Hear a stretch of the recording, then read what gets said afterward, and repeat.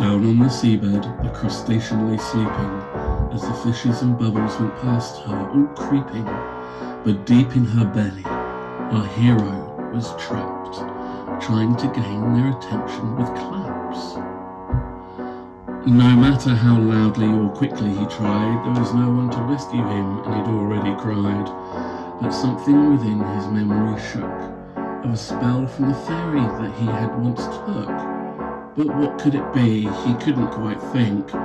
Say this word 3 times, she said. Was it plonk or plink? Was it wobbles? Yes, wobbles!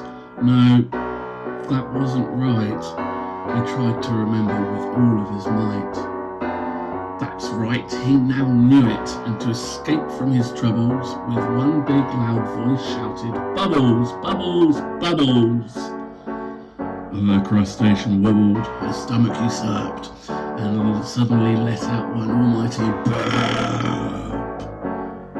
Our hero was saved. He was now out of there, for the spell had created a bubble of air.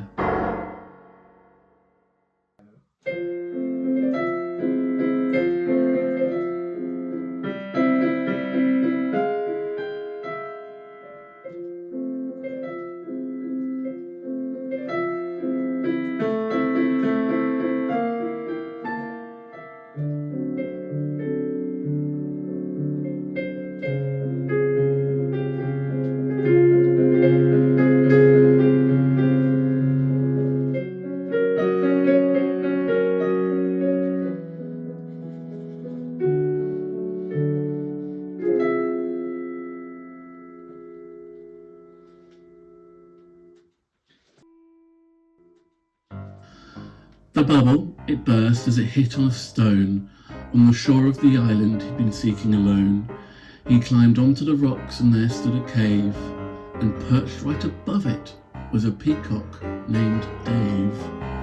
"Hello," said the peacock. "What's with the face?" "The king's wine, it was poisoned," he replied. "It was laced. My friend is in trouble. She's locked in a cell. They're about to blow her to a new kind of hell." "Calm down," said the peacock. "Just relax. Take a cue. There really isn't too much you can do. Unless, of course," he paused to add tension, "you go in that cave without apprehension." Our hero, he stepped right into the cave. Remembering manners, he said thanks to Dave. The cave, it was dark, it was just like the cellar, and with that went pitch black, which wasn't too stellar.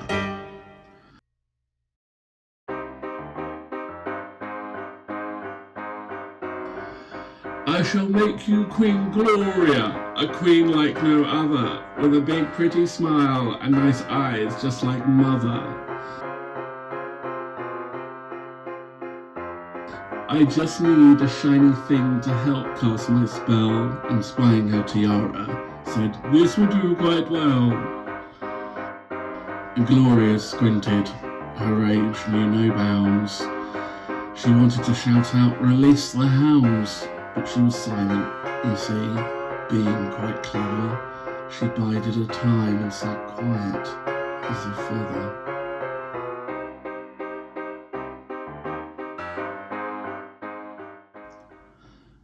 The cave, it was dark, it was gloomy and grimy, and just like his cellar back home, it was slimy.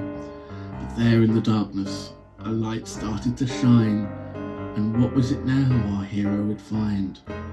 The light, it got brighter, it glowed and it shone. Our hero stepped towards it before it was gone. He reached out to touch whatever made this bright light, and just as he got near, it went out of sight.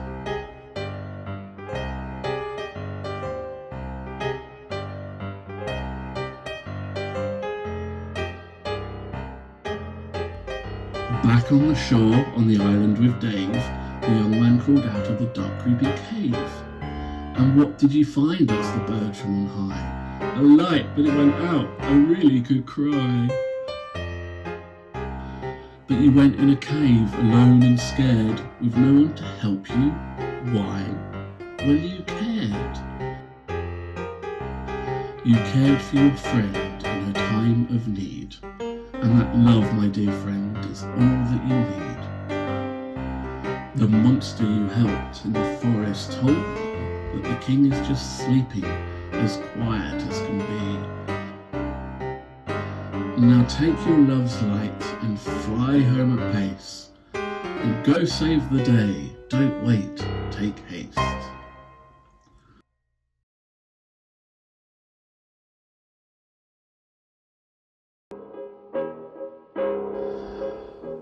The Count on the balcony cried, "Behold, all must see the wonders I've performed, how clever of me. I introduce now your new queen and empress, to bolster my reign and to you will suppress those feelings you had of wonder and magic. For we all must now know that it's awful and tragic, what hurt can be done with spells and with sage, and I am your saviour with greyness and beige." "Bring out the prisoner," the Count cried out loud. The fairy was quickly wheeled out through the crowd. She was already in place, inside of the cannon, to be shot into next Tuesday, which is a land that's quite barren.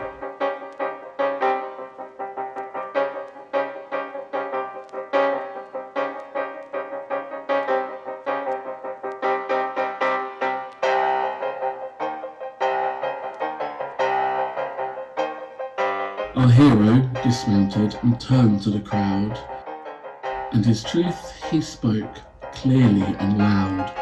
"Our king is just sleeping, he was poisoned by he," and he pointed at the Count so the whole town could see.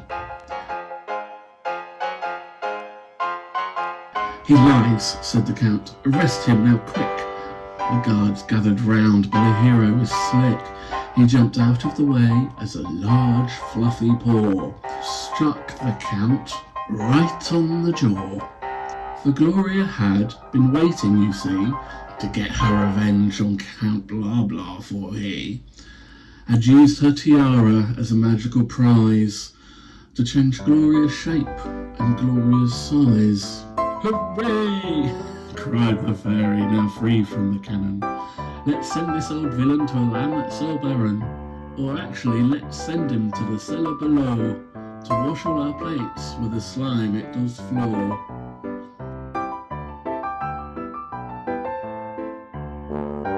"But now I must go," said the fairy godmother. "I hope you'll now all continue to love one another. The king will awaken and set Gloria loose. For me, I shall now go and see to a goose." Our hero looked lovingly at the wine giver. He stammered and stuttered. His voice, it did quiver.